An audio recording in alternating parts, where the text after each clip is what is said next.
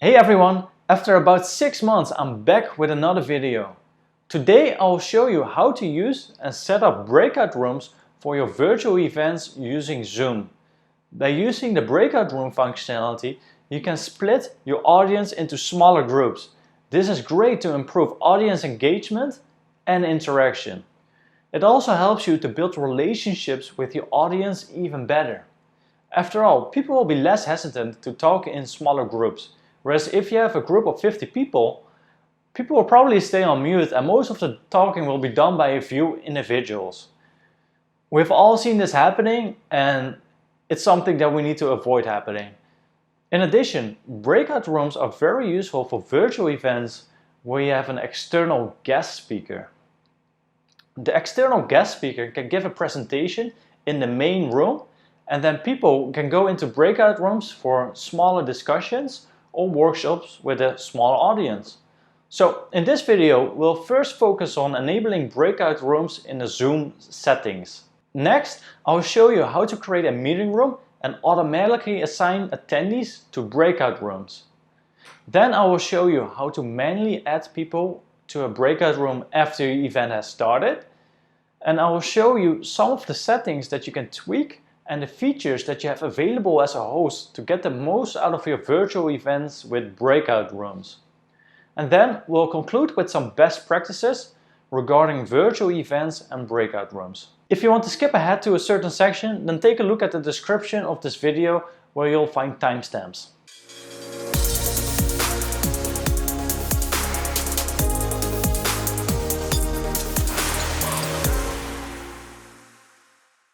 So here we are in Zoom. By the way, we post a lot of videos about B2B marketing tips, tricks and resources. So if you like content like that, consider subscribing to this channel. I would really appreciate it.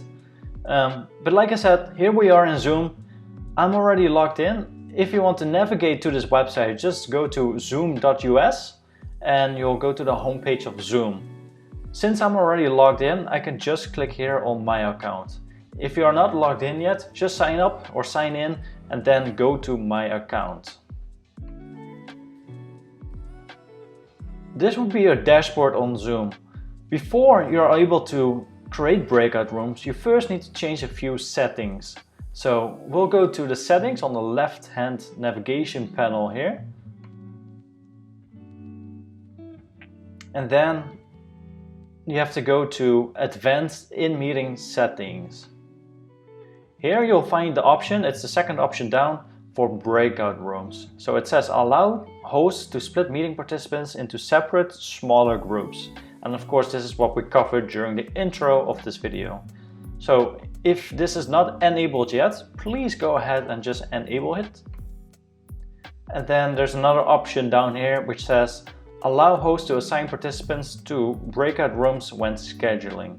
This is something you definitely do want to tick, because when you think about it, when you host a virtual event, you'll probably approve people, right? So it's very useful to be able to pre-assign people to breakout rooms prior to the event, which means that you don't have to do this in the event. It's going to be a huge time saver. So once you have selected this, then you can set up your Zoom meeting with breakout rooms.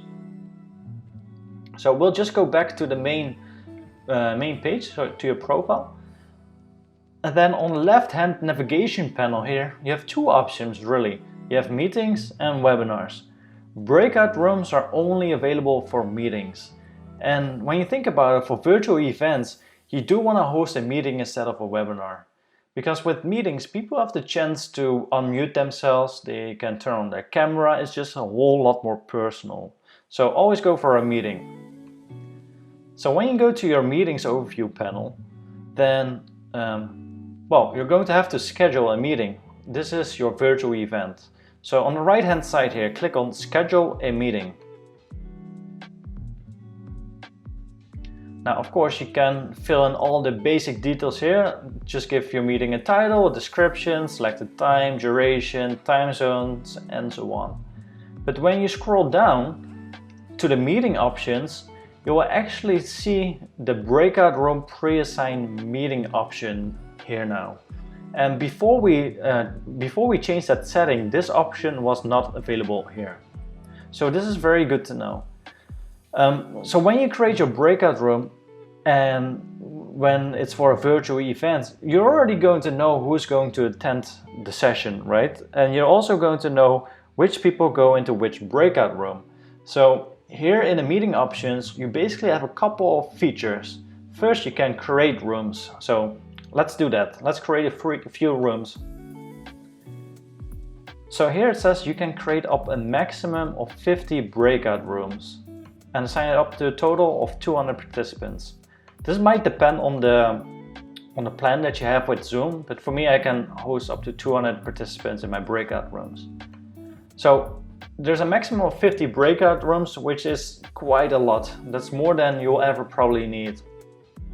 Anyway, to create a new room, click on the little plus icon here, and then we'll just rename it. So let's just write some colors down, green, and we'll create a blue one. And then here you have the ability to already add participants, but you can really add participants in two ways. First, you can just add the email addresses here, right? So for example, if I would add myself, I would just type my email address and press enter. And then you can either remove this person or you can move it to a different breakout room. There's also an option to import from CSV files. And this is very useful if you have a list of, let's say, like 50, 60 people and you don't want to manually add them one by one to a breakout room. So Zoom made this very easy for you. You can just go to the button right here. It says import from SCV. If you click on it, you'll see a new window and it says import rooms and participants from SCV file. And basically you can download the template. So once you download this template, you'll get a few columns, which will be the breakout room name and the email address. And then once you have filled that in, you can just drag and drop your CSV file and click on upload. And then they will be added to your breakout room. I don't have the CSV file now, but it's possible to do it that way. In any case, once you have created your breakout rooms, you can just go ahead and click on save. And now you'll be taken back to the main window, and under the meeting options you have two breakout rooms. If you need to edit them, you can, of course. You can add more people, you can add more rooms, whatever you want. So this is how to set up your breakout room and automatically assign people to certain breakout rooms when they join your virtual event. So this has a huge advantage that you don't need to assign people one by one as they enter your virtual event and do it manually. This, if you do it like this, you'll take the majority of the work away from you during the event. And as you're hosting the event, you really don't want to do these type of administrative things.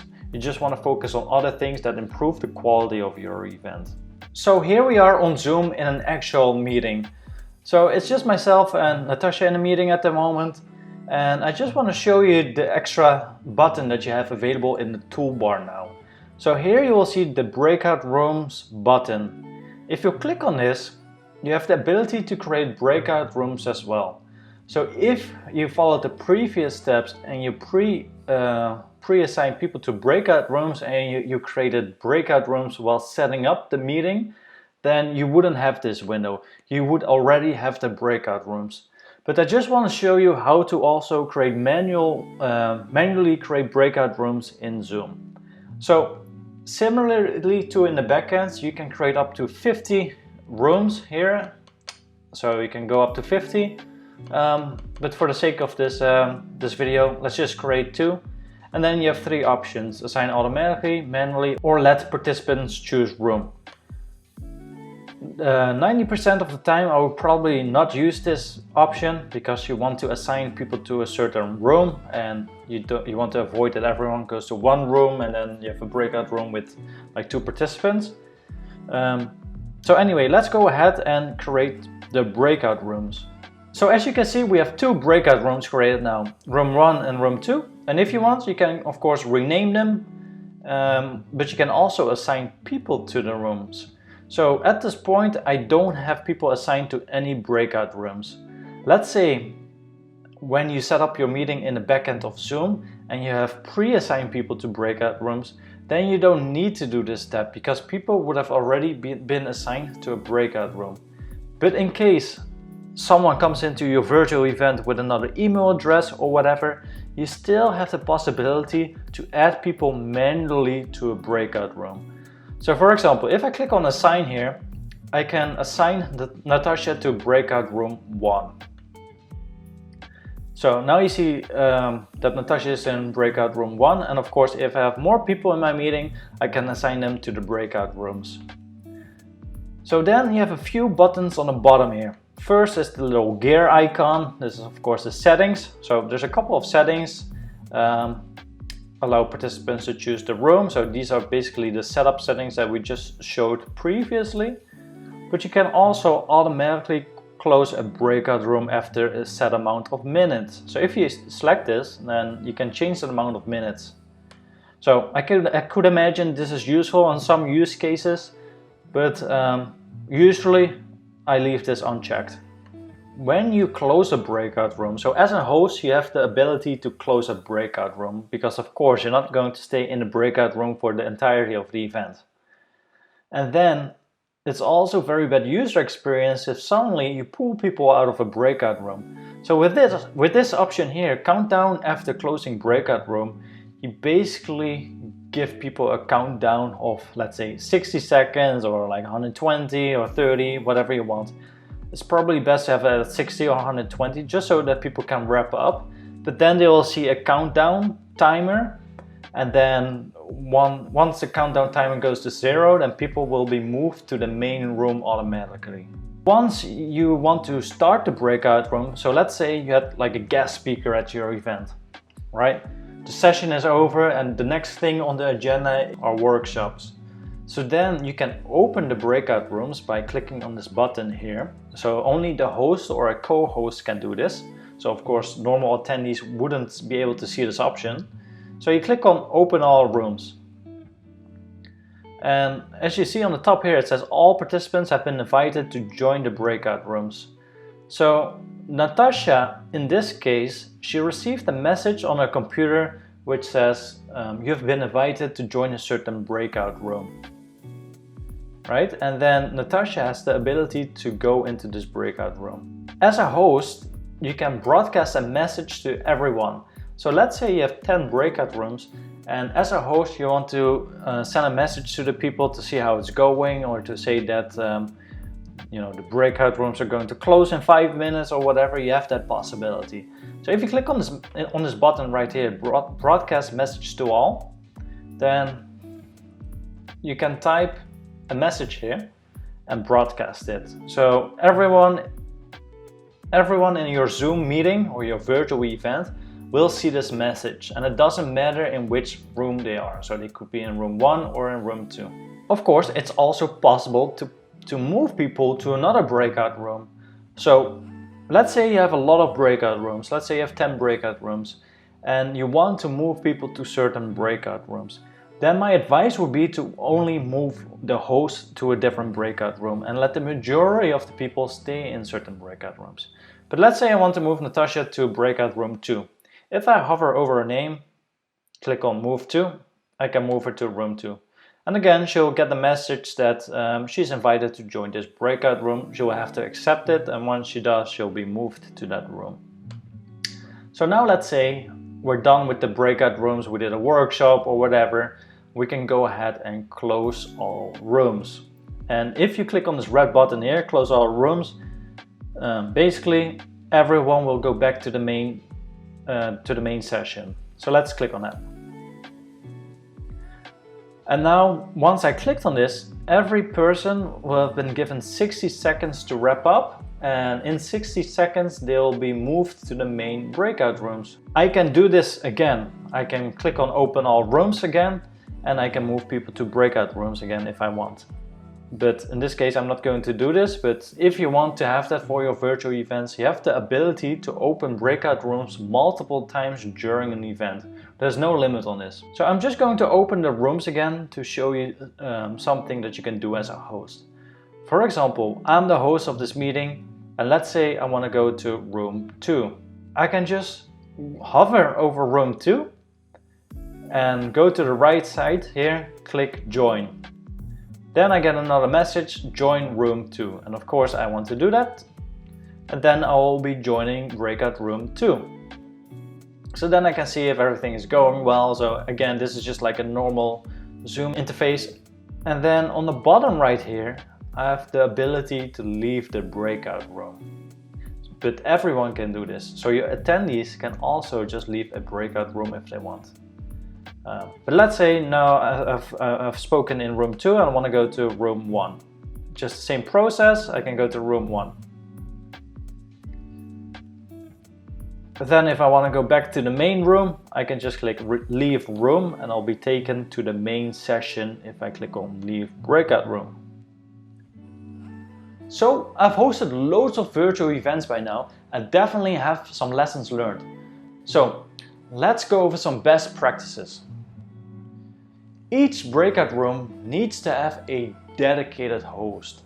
Before sending your audience to a breakout room, make sure that you have announced who the hosts are.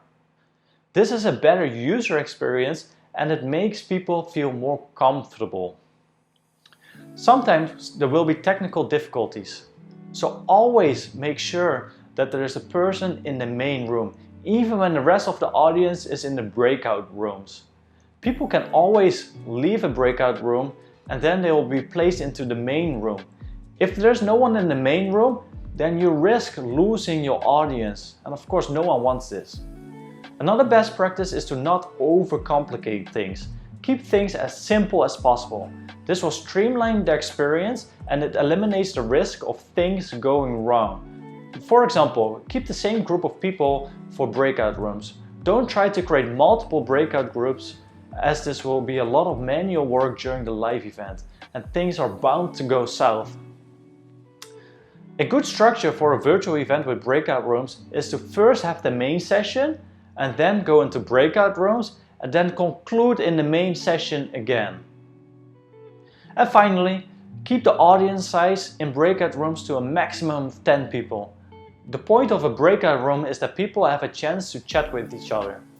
If you have a breakout room with a large audience size, you might as well keep everyone in the main room. Well, there you have it. I hope this was helpful for you. And if it was, I would really appreciate it if you could like this video and subscribe to my channel if you like this type of content. Thank you for watching and I will see you next time.